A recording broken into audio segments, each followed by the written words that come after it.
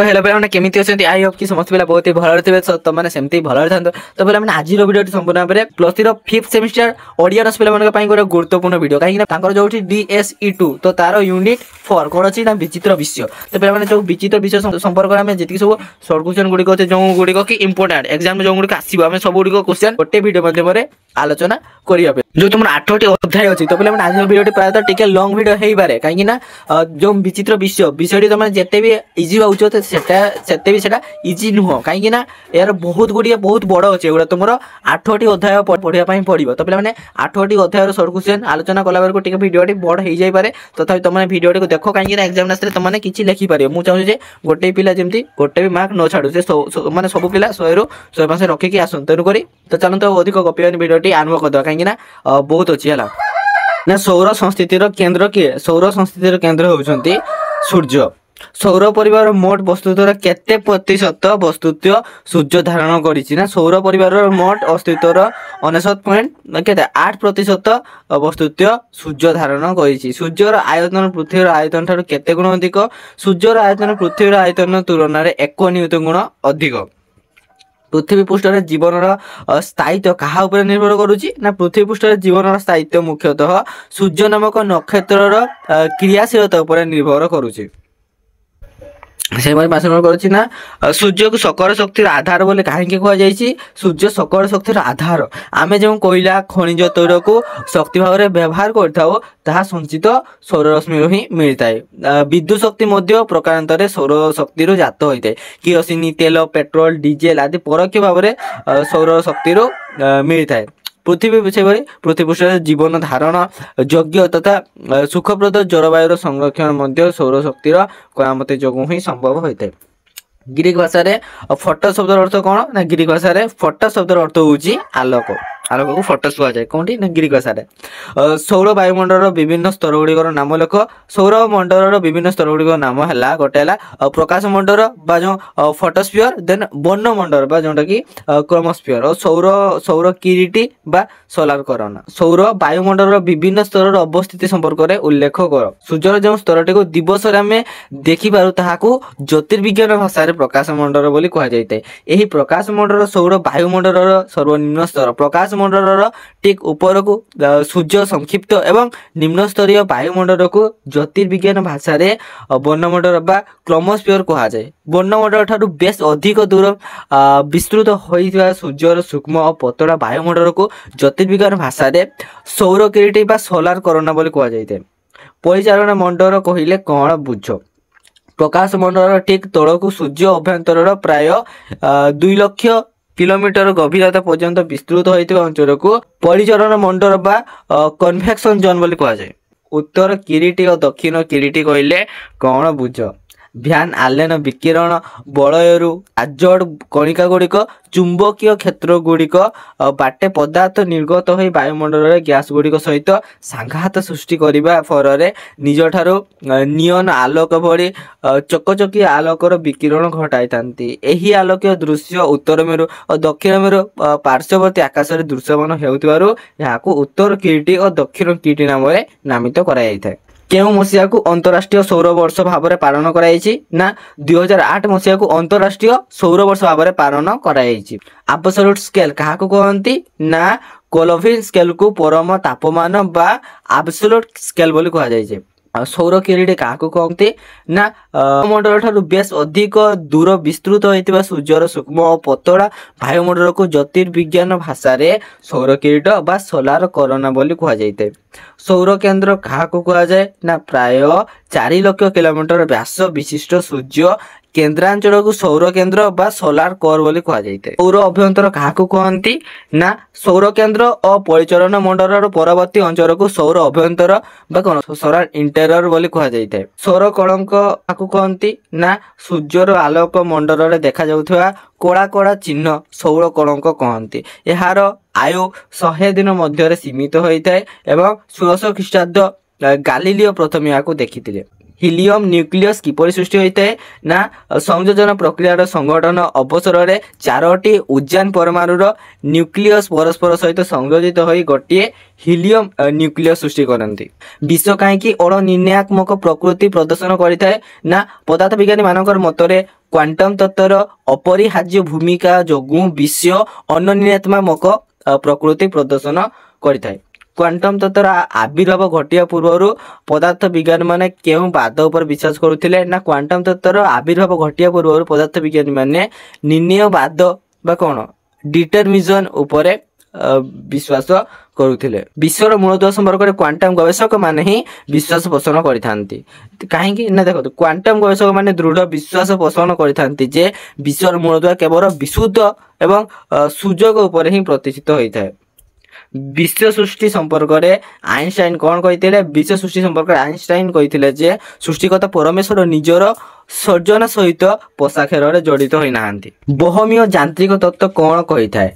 बहमीय यांत्रिक तत्व कही थाए जे वस्तु कणिका गुड़िक स्थान काररूपी माध्यम सुनिर्दिष्ट गतिपथ गतिशील होउछंती एवं अतीतर घटना प्रवाह परिप्रेक्षी भविष्यत संपर्क में सुनिर्दिष्ट प्राक सूचना जोगाई दि जाई पारिबो। क्वांटम तत्व संपर्क में पदार्थ विज्ञानी लुई दे ब्रोगोली मत कौन थिला? पदार्थ विज्ञानी लुई दे ब्रोगोली क्वांटम तत्व संपर्क में कहती जे क्वांटम कणिका गुड़िक तरंग तुल्य व्यवहार प्रदर्शन करिवार कारण होउछि सेगुड़िक प्रत्येक गोटे गोटे पाइलट तरंग सहित संश्लिष्ट होइछंती एवं एही पाइलट तरंग ही सेमानंक गति को एपरि ठिकाना भाव में प्रभावित करुछि जे सेमाने स्क्रोडिंगर तरंग समीकरण प्रति मान्यता प्रदर्शन करि पारुछंती।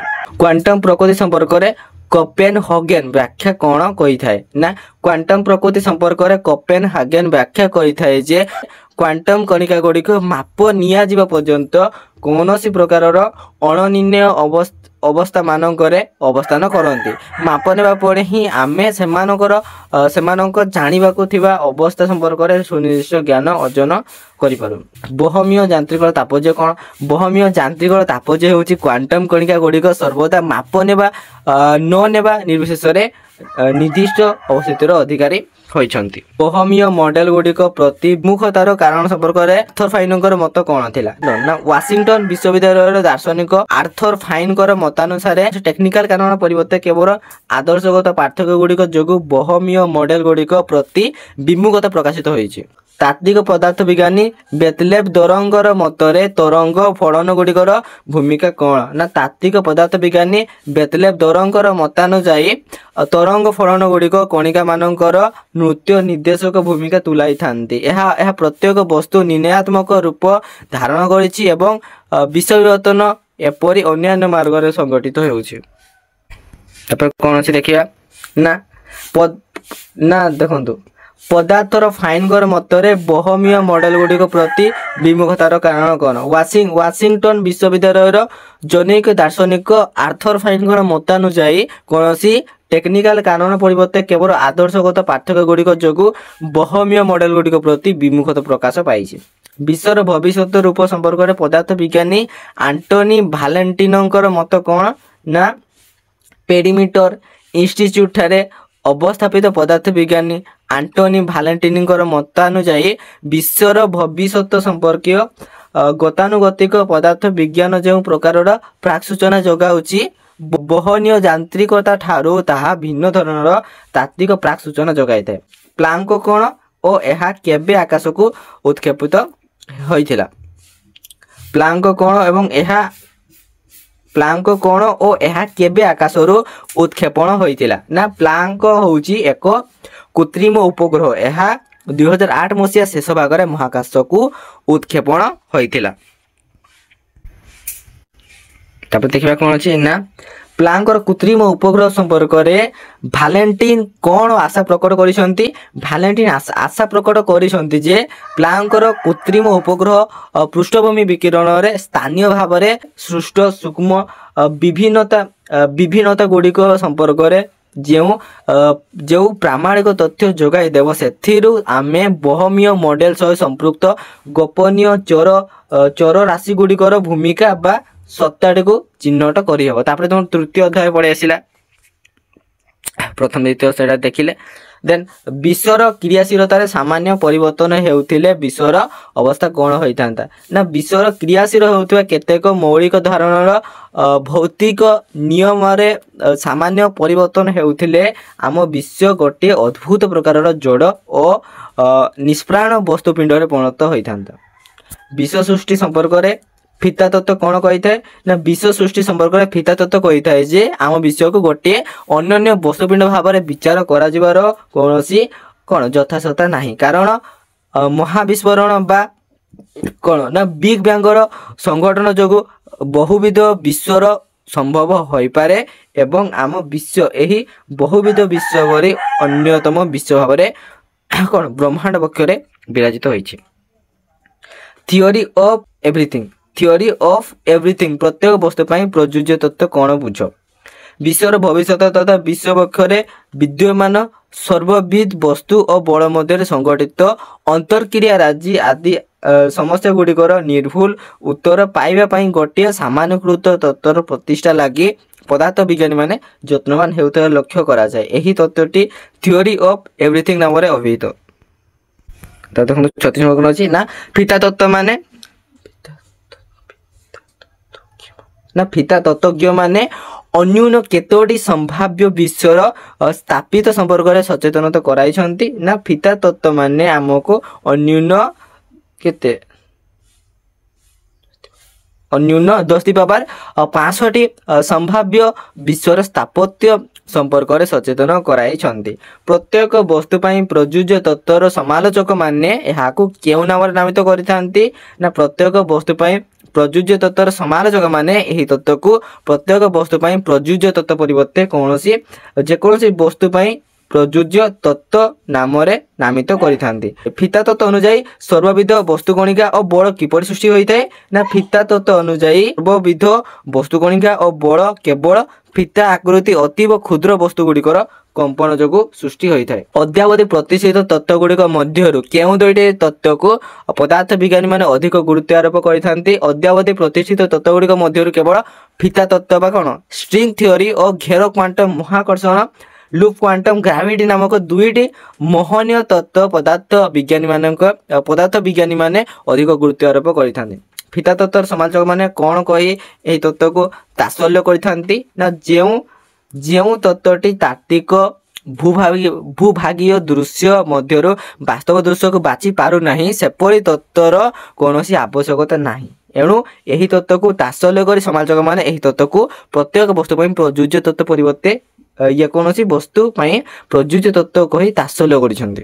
कालाबियाउ बहुविधता कहले कौन बुझ स्थान कारण 6टी परिसर कुंचित हेबा पूर्वक अवशिष्ट 4टी परिसर अनुभव्य रूप धारण करुछि और एही कुंचन प्रक्रिया रे कार्यकारिता पई तात्विक पदार्थ विज्ञानी माने ज्यामितिक दृष्टि जो गठनमूलक पद्धति गुड़िक व्यवहार करती से गोटे पद्धति होउछि कोन कालाबियाउ बहुविधता।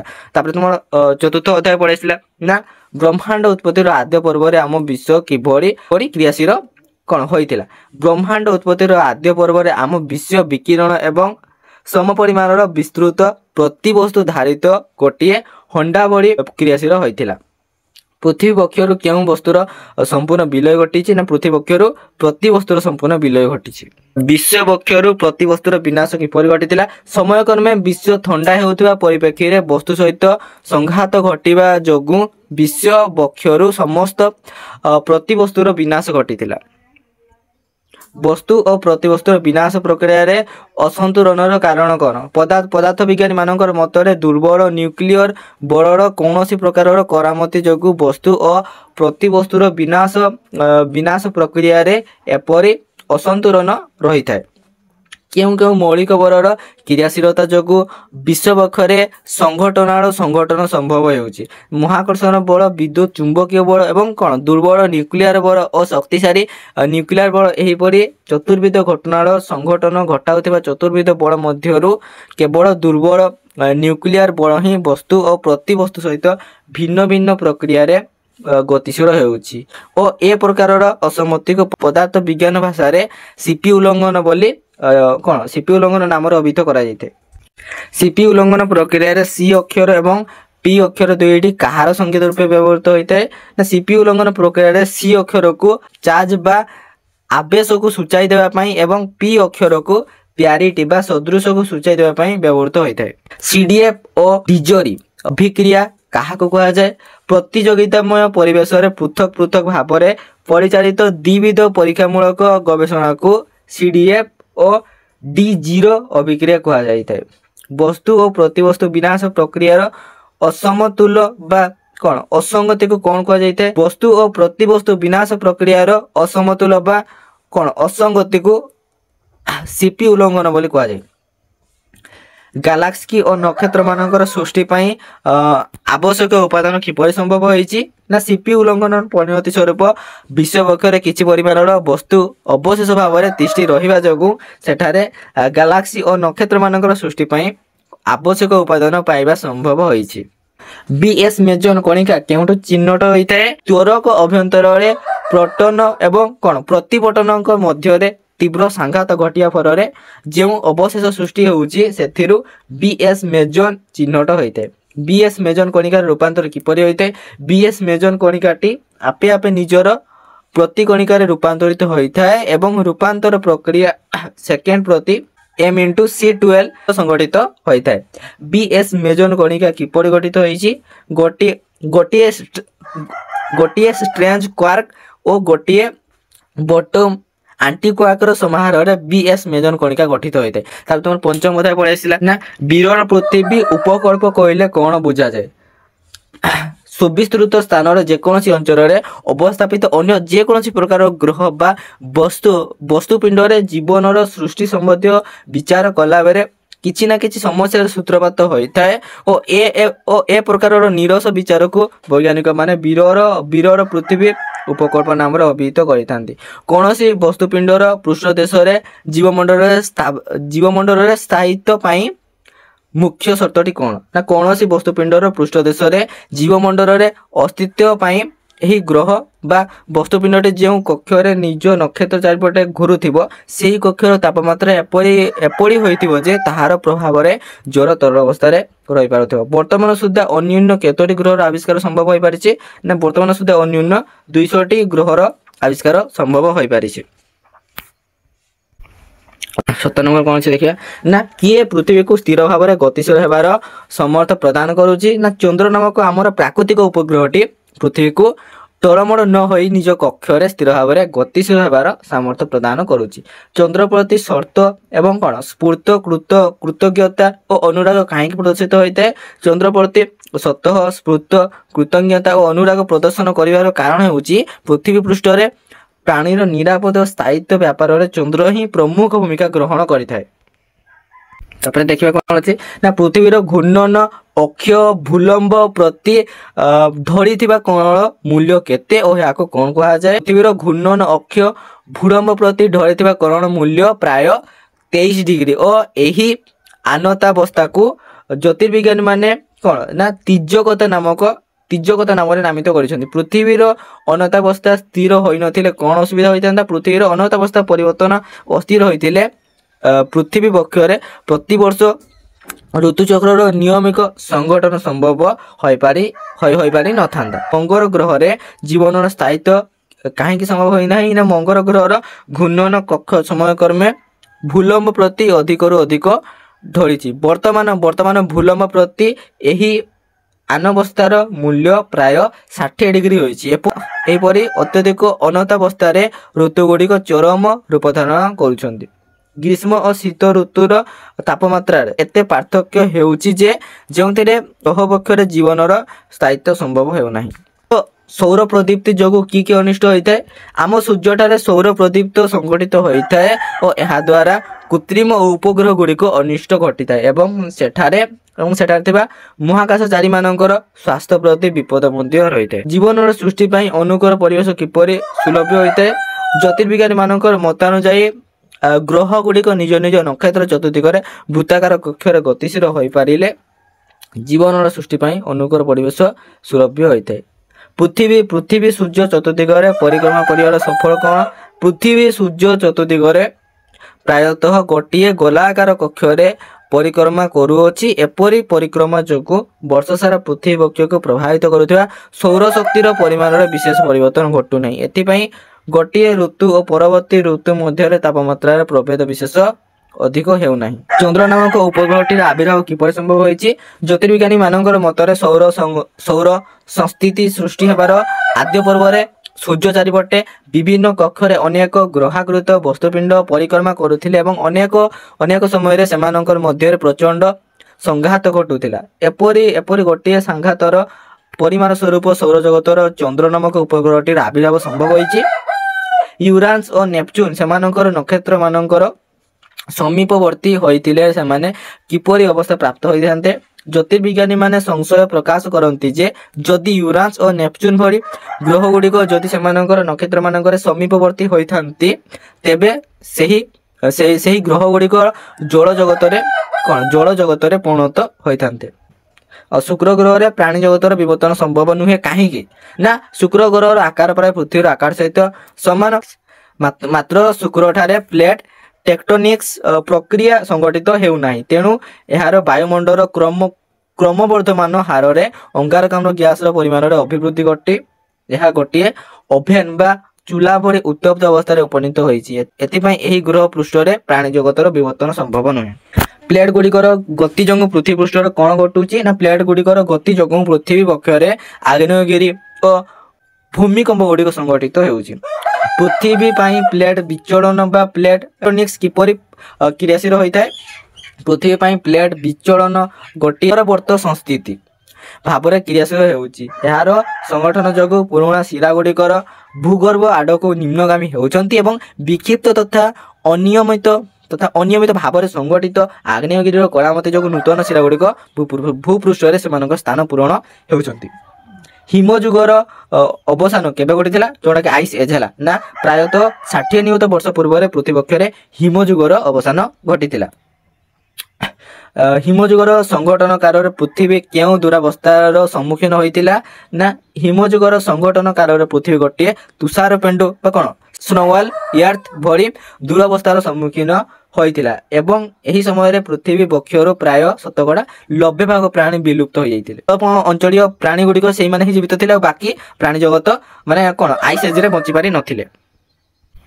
देखिए कौन अच्छी बृहस्पति ग्रहर भूमिका संपर्क वैज्ञानिक माने कि मत दियंती ना केतेक ज्योतिर्विज्ञानी मानकर मतरे बृहस्पति भली बृहत तथा ओजनिया ग्रहर प्रबल महाकर्षण बलर प्रभाव जोगु उल्का गुड़िकर सौर जगतर अभ्यंतरीण ग्रह गुड़िक आडक गतिशील हो पार नाहांती एवं बृहस्पति ग्रहटी गोटे ढाल सदृश कार्य करुच्ची। तार षष्ठ अध्याय देखिया साउंड ऑफ साइलेंस नीरवतार ध्वनि शीर्षक आलोचना चक्र केबे आयोजन करा जायतिला ना 2008 मसीहा फेब्रुआरी मास प्रथम सप्ताह रे आरिजोना देशर टेम्पे ठारे आरिजोन स्टेट यूनिवर्सिटी बा कोन एएसयू ठारे साउंड ऑफ साइलेंस शीर्षक आलोचना आरंभ होइतिला। नीरवतार ध्वनि कौन? विश्व कक्षर जेकोसी वस्तुपिंड ठारे विवर्धन जेकोसी प्रकार बुद्धिमान प्राणी मानकर सहित जोगाजोग प्रतिष्ठा आम मानकर अवस्थिति शारीरिक संरचना मानवीय सभ्यता और संस्कृति संपर्कित ज्ञातव्य तथ्य आज इत्यादिर अवनति पाई अर्थसूचक संकेत आकार विश्व कक्षरे विज्ञापित कराइबार आलोचना शीर्षक को नीरवतार ध्वनि कहा जाइते। सेटी कौन ना सेटी एक गवेषणात्मक अनुष्ठान। यार पूर्ण नाम कौन? Search for extraterrestrial intelligence. पृथ्वीतर कौन वस्तुपिंड ठारे वर्धमान प्राणीर संधान। सेटी रे केउ आलोचना चक्र आयोजन होइतिला?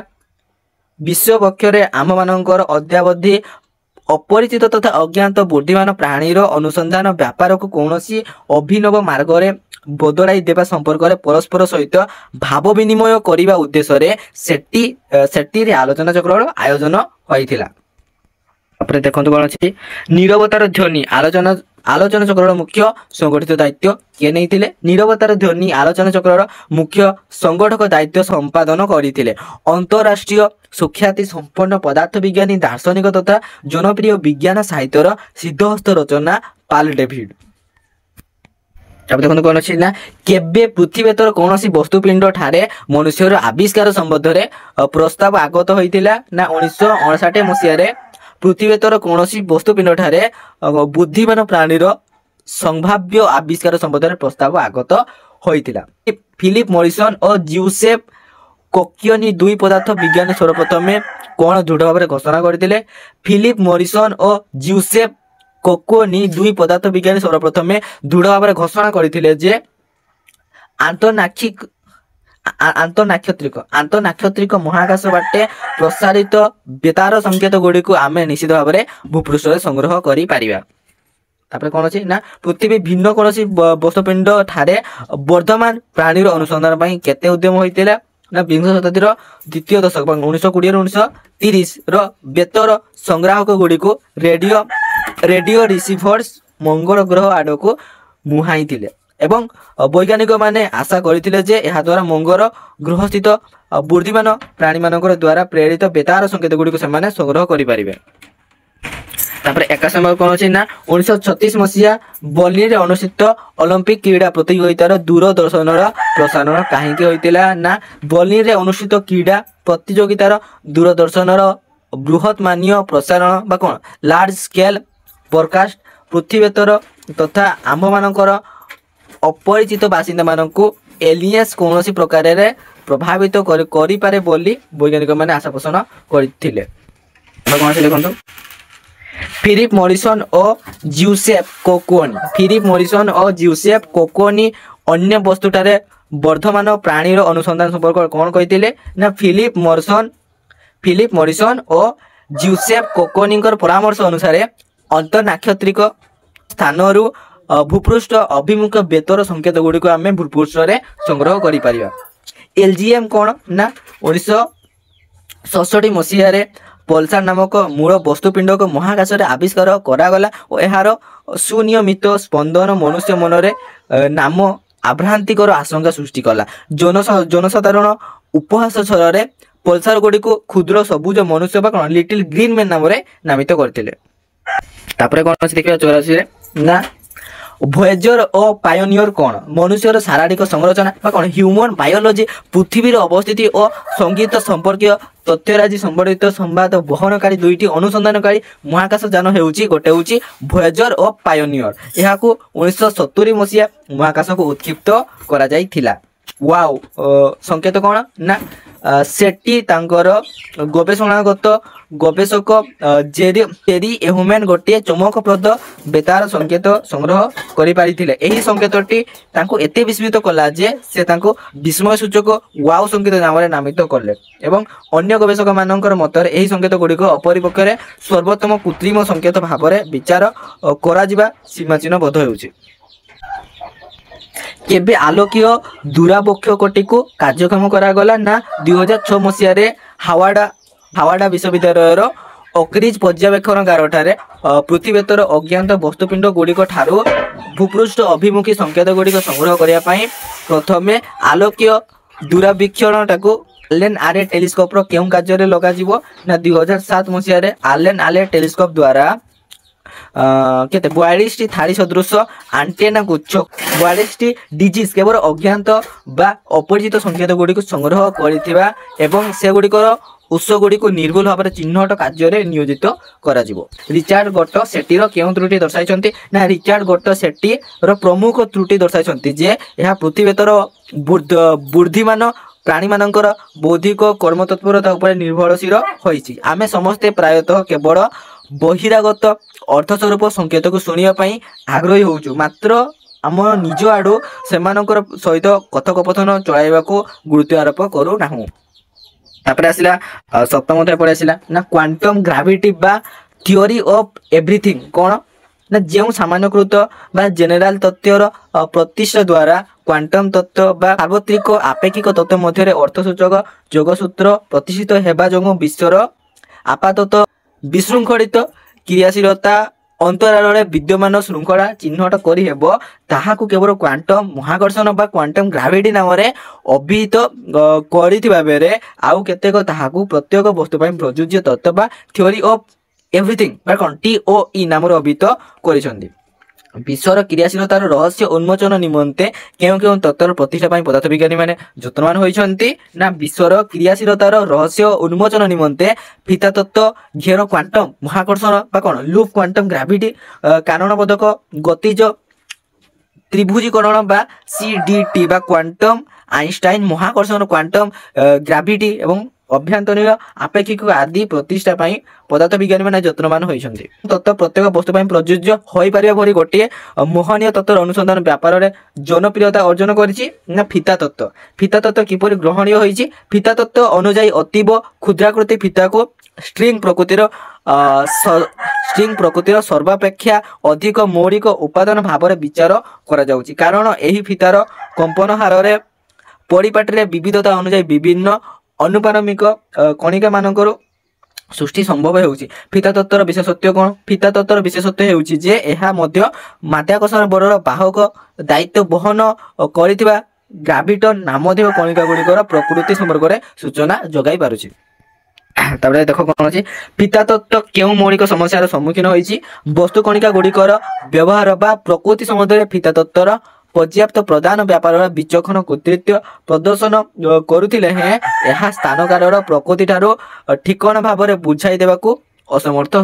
ତେଣୁ ତତ୍ତ୍ୱରେ ସ୍ଥାନ କାଳକୁ ଠିକଣା ଭାବରେ ବିଚାରର ଅନ୍ତର୍ଭୁକ୍ତ କରାଯିବା ସମ୍ଭବ ହେଉନାହିଁ। ତାହାକୁ ପ୍ରତ୍ୟେକ ବସ୍ତୁ ପାଇଁ ପ୍ରଯୁଜ୍ୟ ତତ୍ତ୍ୱ ଭଳି ଗୋଟିଏ ମୋହନୀୟ ତଥା ଅନ୍ତିମ ତତ୍ତ୍ୱର ଆସନରେ ଅଧିଷ୍ଠିତ କରାଯିବାର କୌଣସି ଅବକାଶ ନାହିଁ। ଘେର କ୍ୱାଣ୍ଟମ ମହାକର୍ଷଣ ବା ଲୁପ୍ କ୍ୱାଣ୍ଟମ ଗ୍ରାଭିଟି ତତ୍ତ୍ୱ କେଉଁମାନେ ପ୍ରତିଷ୍ଠା କରିଥିଲେ?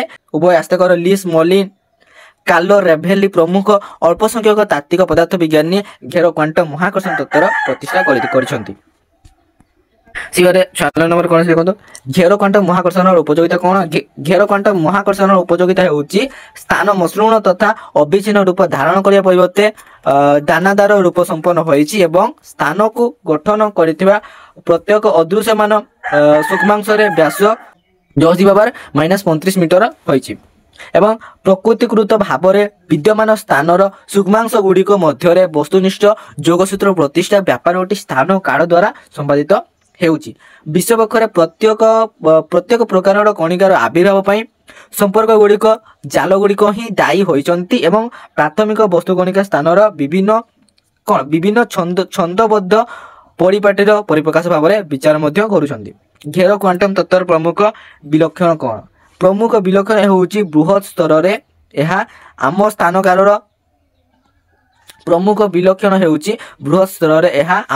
କାଳର ଏବଂ ଚତୁର୍ପରିସୀୟ ରୂପକୁ ବିପୂର୍ଣ୍ଣ କରିବାକୁ ମଧ୍ୟ ଅସମର୍ଥ ହେଉଛି। କାରଣବୋଧକ ଗତିଜ ତ୍ରିଭୁଜୀକରଣ କିପରି ଗଠିତ ହୋଇଛି? ନା CDT ମଡେଲ ଅନୁଯାୟୀ ସ୍ଥାନ କାଳ ଅତୀବ କ୍ଷୁଦ୍ରାକୃତ ତଥା ଏହିଭଳି ଗଠନକାରୀ ବ୍ଲକ ଗୁଡ଼ିକର ସମାହାରରେ ଗଠିତ ହୋଇଛି। ଏହି ବ୍ଲକ ଗୁଡ଼ିକ ତ୍ରିଭୁଜ ଗୁଡ଼ିକର ଉଚ୍ଚ ପରିସରୀୟ ଅନୁରୂପ ତୁଲ୍ୟ ହୋଇଛନ୍ତି ଏବଂ ଏଗୁଡ଼ିକ ଏହି ଗବେଷକମାନେ ଚାର ସିମ୍ପ୍ଲିସେସ୍ ନାମରେ ନାମିତ କରିଛନ୍ତି। ତାହେଲେ କାହାକୁ କୁହାଯାଏ? ନା ପର୍ଯ୍ୟବେକ୍ଷଣ ସ୍ତରରେ କ୍ରମ ସଂକୋଚନ ଅନୁଯାୟୀ ଅଧିକରୁ ଅଧିକ ପର୍ଯ୍ୟାପ୍ତ ଭାବରେ ସ୍ଥାନକାଳର ଓ ବନ୍ଧୁର ତନ୍ତୁରିତ ଓ ଆତ୍ମସମରୂପୀ ଦୃଶ୍ୟ ଗୁଡ଼ିକର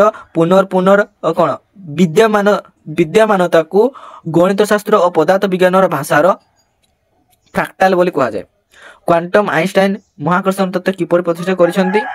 ଜର୍ମାନୀ ଦେଶର ମେଞ୍ଚ ବିଶ୍ୱବିଦ୍ୟାଳୟର ମାର୍ଟିନ ରିଉଟର ଜଣେ ପଦାର୍ଥ ବିଜ୍ଞାନୀ କ୍ୱାଣ୍ଟମ ଆଇନଷ୍ଟାଇନ ମହାକର୍ଷଣ ତତ୍ତ୍ୱ ପ୍ରତିଷ୍ଠା କରିଛନ୍ତି।